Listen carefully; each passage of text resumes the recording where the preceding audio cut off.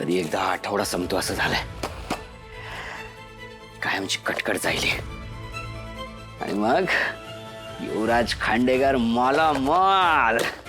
त्या कौशिकीकडे भीक मागायची गरज नाही आणि तारिणीच्या इशाऱ्यावर नाचायची पण गरज नाही. फक्त एक आठवडा. युवराज खांडेकरचा इंडिपेंडन्स डे फक्त एका आठवड्यावर आलाय.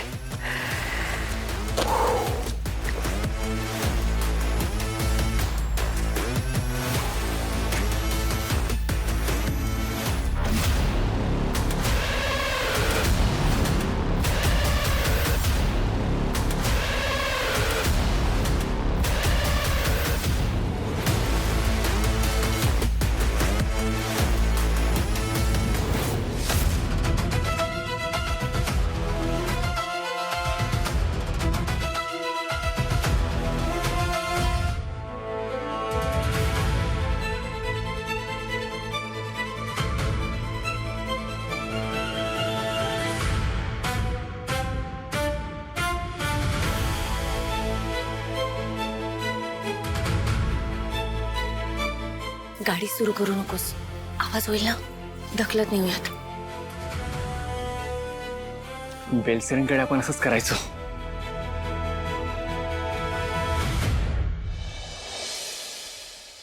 जैन बॉस.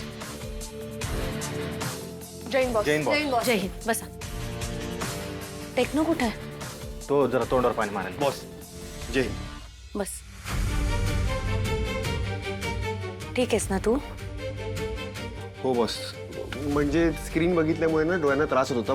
बाकी काहीच नाही. मी दाखवतो तुम्हाला. बॉस युवराजच्या फोनवरती एक कॉल आला होता. तो आम्ही ट्रॅक केला. सेम व्हीपीएन आणि सॅटेलाइट फोन आहे.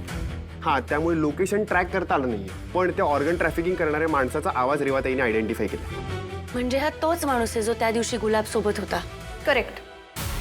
हो बॉस. त्या माणसाचा आवाज आम्ही सिस्टीम मध्ये टाकून चेक सुद्धा केला. मॅच होतोय. ऐक. सो बोरी माल 8 दिनों बाद गड्डी भर के निकलेगा इत्थों. पार्टी नाराज नहीं होनी चाहिए. सब खुश हो जाने चाहिए. समझा? काय? अरे बाड़ा 100 गोनी माल 8 दिन बाद गाड़ी में भर के निकलेगा. पार्टी खुश होनी चाहिए.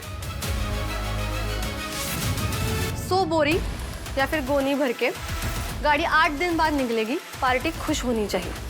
याचा अर्थ काय असेल? 100 गोण्या म्हणजे नक्कीच काहीतरी मोठं सामान असेल. कसलं सामान? ड्रग्स. पण आपण आत्ताच त्यांच्या अड्ड्यावर छापा घातलाय. 100 गोण्या भरून ड्रग्स. It seems impossible.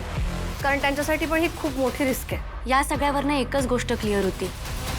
8 दिन बाद म्हणजे 8 दिवसानंतर काहीतरी होणार आहे. पार्टी खुश होनी चाहिए म्हणजे पार्टी म्हणजे विकत घेणारा माणूस असू शकतो.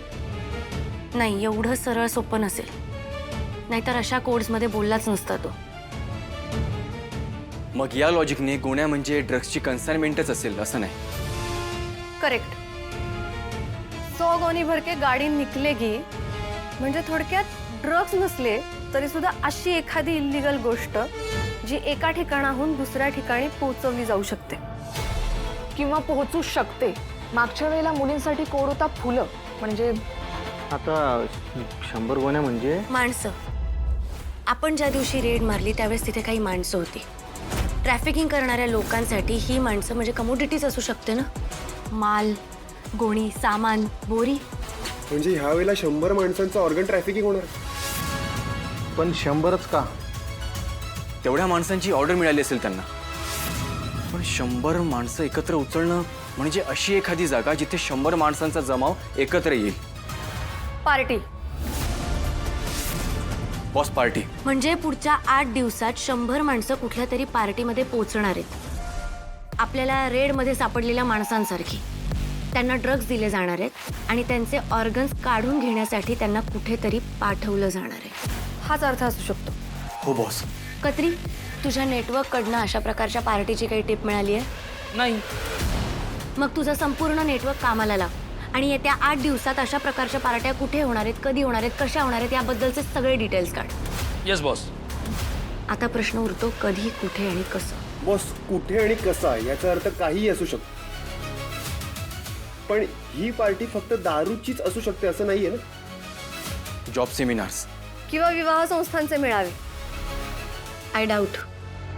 कारण हे जे सेमिनार्स असतात किंवा ह्या अशा प्रकारचे जे कार्यक्रम असतात तिथे नोंदणी केली जाते प्रत्येक माणसाची, किंवा ऑनलाईन तरी त्यांची इन्फॉर्मेशन घेतली जाते. पण ह्या अशा प्रकारच्या पार्टीमध्ये कुठलीही नोंदणी करत नाहीत, रादर कुठल्याच प्रकारची नोंद ते मुद्दाम घेत नाहीत. आपण एक खूप महत्वाची गोष्ट मिस करतोय. हे सगळं कॉन्व्हर्सेशन युवराज बरोबर घडलंय. म्हणजे ही अशी एखादी पार्टी आहे जिथे रोज युवराजचं येणं जाणं आहे. जर यात युवराज सुद्धा इन्व्हॉल्व्ह असेल, रेव पार्टी. आणि असं जर असेल तर हा युवराजचा शेवटचा गुन्हा असेल.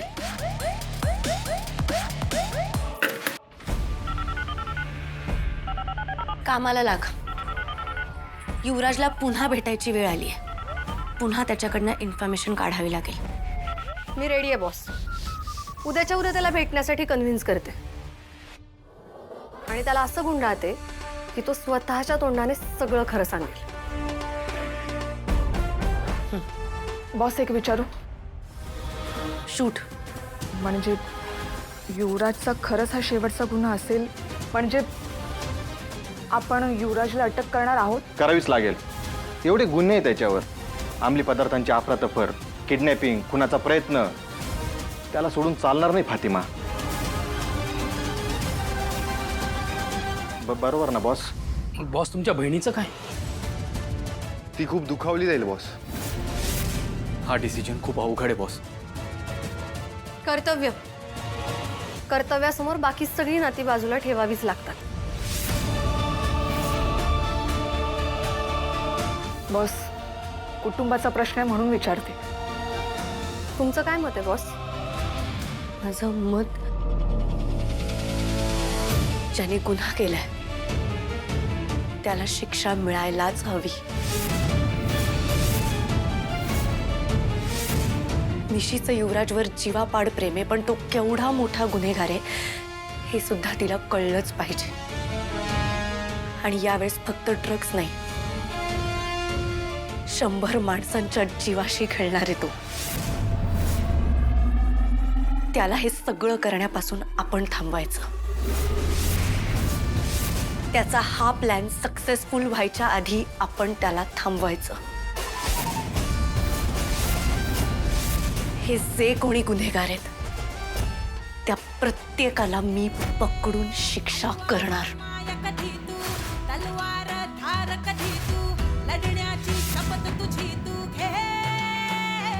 मग तो माझ्या बहिणीचा नवरा असला तरी.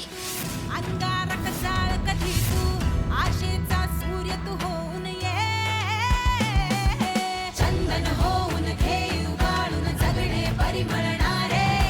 अंजन घाल तू दाग उजाडून सत्य कटू